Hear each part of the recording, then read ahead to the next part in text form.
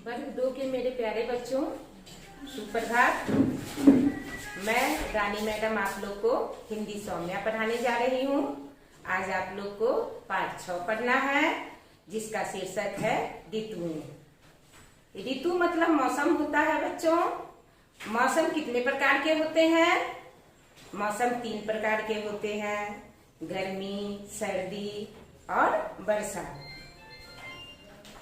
ये ऋतु के विषय में आप लोग पिछले साल साइंस के भी बुक में पढ़ चुके हैं। समर सीजन, विंटर सीजन और रेनी सीजन।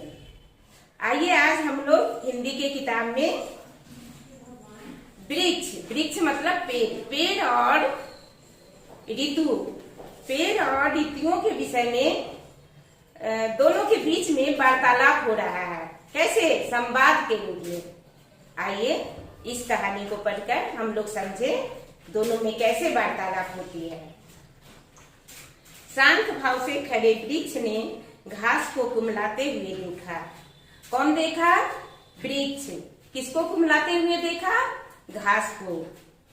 उसने घास से इसका कारण पूछा। कौन पूछा? वृक्ष पूछता है घास से कि तुम क्यों कुम्हला गया है। इतने में उसे कोई अपनी ओर आता दिखाई दिया। किसकी ओर? वृक्ष की ओर। वृक्ष की ओर कोई आ रहा था, वही उसको दिखाई दिया। वृक्ष ने देखा कि गर्म हवा के झोंके लिए गर्मी दौड़ी आ रही है। कौन देखा? वृक्ष। गर्म हवा की झोंके लिए यानी तेजी से गर्मी मतलब गर्म हवा दौड़ते हुए उसके तरफ आ रही थी। उसे घास के कुम्हलाने का कारण पता चल गया। गर्मी के निकट आने पर उसने पूछा, गर्मी बहन तू कहाँ भागी जा रही हो? कौन पूछा? वृक्ष पूछता है गर्मी से, गर्मी बहन तुम कहाँ भागी जा रही हो?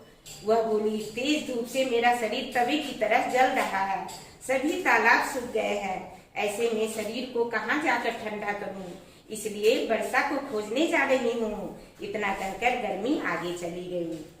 अब देखो, गर्मी से जब पूछा वृक्ष तो गर्मी कह रही है मैं एकदम तवे की तरह जल रहा हूँ और सभी तालाब भी सूख गए हैं, इसीलिए मैं वर्षा की खोज में जा रही हूँ।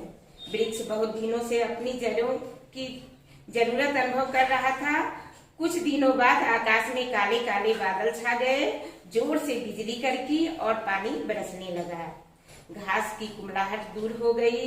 वृक्ष के पत्ते भी धुले धुले से हरे और साफ नजर आने लगे। वृक्ष और घास ने एक दूसरे को देखा और मुस्कुरा दिया। देखो, जब वर्षा ऋतु आती है तो सारा मतलब पत्ता हो या कोई भी गंदा सामान हो वह धुल जाता है और हरा भरा हो जाता है। गर्मी भी खत्म हो जाता है।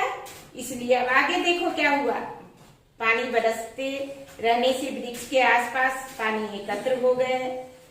कीचड़ भी बहुत हो गया। इतनी अधिक वर्षा से वृक्ष भी परेशान हो गया। अब इतनी बारिश हुई कि वृक्ष फिर बारिश से परेशान हो गया, क्योंकि ज्यादा बारिश होती है तो क्या होता है, अपने घर के आसपास तुम लोग देखते होंगे कि पानी जमा हो जाता है, पूरा कीचड़ हो जाता है, तो हम लोग बारिश से परेशान हो जाते हैं। कुछ दिनों बाद वृक्ष ने किसी के आने की आहट सुनी। फिर वृक्ष यानी पेड़ जो है फिर से किसी के आने की आहट सुनी। अरे यह तो वर्षा है। वह देखता क्या है वृक्ष की अभी वर्षा आ रहा है। वर्षा बहन कहाँ भागी जा रही हो? वह पूछता है कि वर्षा बहन तुम कहाँ भागी जा रही हो? उसने पूछा। वर्षा बोली, भाई वृक्ष देखते नहीं, चारों तरफ कीचड़ ही कीचड़ हो गया है, चलने को भी रास्ता नहीं है। मैं तो जाती हूँ सर्दी बहन की खोज में। इतना कहकर बौछारें छोड़ती वर्षा चली गई। वह वृक्ष से कहती है, पूरा देखते नहीं हो, चारों तरफ कीचड़ ही कीचड़ है, इसीलिए मैं पूरा बारिश का तो मौसम था ही, इसीलिए और बारिश होते हुए वह वहां से चली गई। अब वृक्ष को ठंडी हवा के सुहाव में झोंके लगने लगे। कुछ दिनों तक वे झोंके उसे अच्छे लगे, परंतु अब वे और अधिक ठंडे हो गए थे। जब बारिश खत्म हो जाता है तो हम लोग भी ठंडा अनुभव करते हैं, तो उसके जाने के बाद वृक्ष भी ठंडा अनुभव करने लगा। लेकिन ज्यादा ठंडा लगने से हम लोग ठंड से भी परेशान हो जाते हैं। इधर 4 दिनों से सूर्य देवता के दर्शन भी नहीं हुए थे। हर समय आकाश में कोहरा छाया रहता है। धूप न निकलने से ठंड और भी अधिक बढ़ गई थी। अब देखो बच्चों, बहुत बारिश हुई, बादल भी घिरे हुए था, जिसके कारण सूर्य भगवान भी दिखाई नहीं दिए।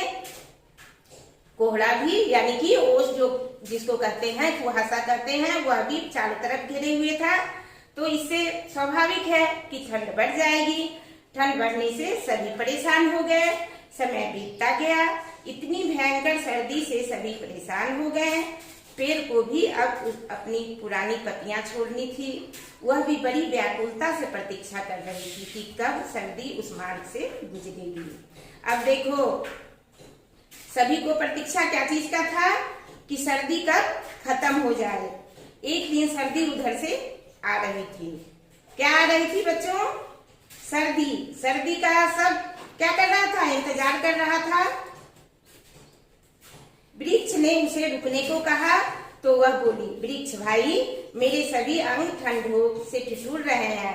मैं गर्मी की खोज में जा रहा हूँ। कौन बोला? सर्दी बोली कि मैं ठंड से ठिठुर गई हूँ, इसीलिए मैं गर्मी की खोज में जा रही हूँ। चिलचिलाती धूप ही मुझे इस ठंड से मुक्ति दिला सकती है। वृक्ष बोला, सर्दी बहन, तुम ठीक कहती हो। तुम तीनों गर्मी, सर्दी और वर्षा के आने और चले जाने में ही मेरी भलाई है। इसीलिए सभी ऋतु महत्वपूर्ण है बच्चों। सभी ऋतु का अपना अपना अलग अलग आनंद होता है। आप लोग इस कहानी में कुछ हम कठिन शब्द भी दिए हैं जो श्वेत पट पर हम यहाँ लिख दिए हैं। आप लोग अपने कॉपी को निकालिए और इसे लिख लीजिए। आइए एक बार इसको हम दोहरा दें। आकाश, आकाश मतलब आसमान। आकाश मतलब बच्चों आसमान। एकत्र, एकत्र मतलब जमा। मार्ग, मार्ग मतलब रास्ता। मुक्ति, मुक्ति मतलब छुटकारा। व्याकुल, व्याकुल मतलब परेशान। कोहरा, कोहरा मतलब कुहासा। भयंकर, भयंकर मतलब डरावना। निकट, निकट मतलब नजदीक। आप लोग इस वीडियो को बार बार देखिएगा और उसे समझिएगा। आगे क्वेश्चन आंसर भी बना लीजिएगा। धन्यवाद।